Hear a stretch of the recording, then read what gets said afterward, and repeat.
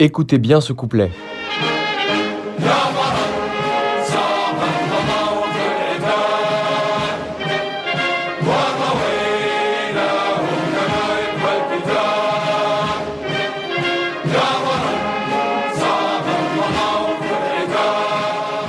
C'est le troisième couplet de l'hymne national algérien, le Kassaman. Le 24 mai dernier, le président algérien Abdelmadjid Tebboune a pris la décision par décret de le réintroduire dans certaines situations. Jusqu'à présent, ce couplet n'était chanté qu'à titre exceptionnel, lors des congrès du FLN et l'investiture du président de la République. Par ce nouveau décret, le président Tebboune réintroduit l'utilisation de la version complète de l'hymne lors des commémorations officielles en présence du président de la République. Faut-il percevoir cet événement, passé relativement inaperçu dans l'Hexagone, comme un nouveau revers dans les relations diplomatiques franco-algériennes?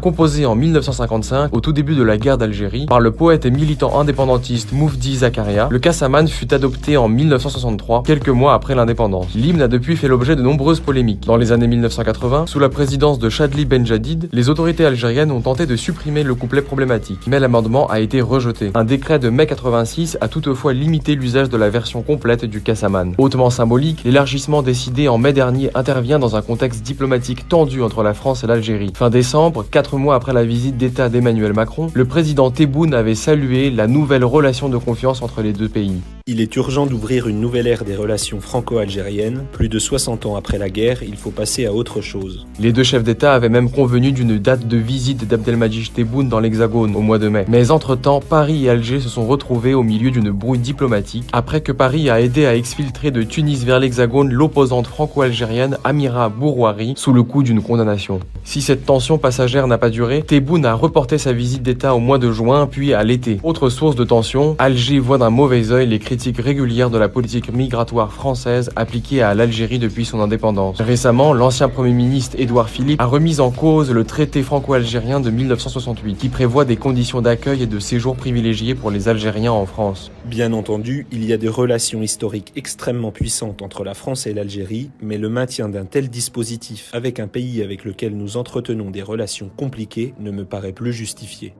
L'actuel rapprochement d'Alger avec Moscou creuse plus encore le fossé entre les deux chefs d'État. Affichant une neutralité assumée dans la guerre en Ukraine, l'Algérie refuse d'appliquer des sanctions économiques contre la Russie. Actuellement en visite d'État à Moscou, le président Tebboune a signé ce jeudi 15 juin une déclaration sur un partenariat stratégique approfondi avec son homologue russe Vladimir Poutine.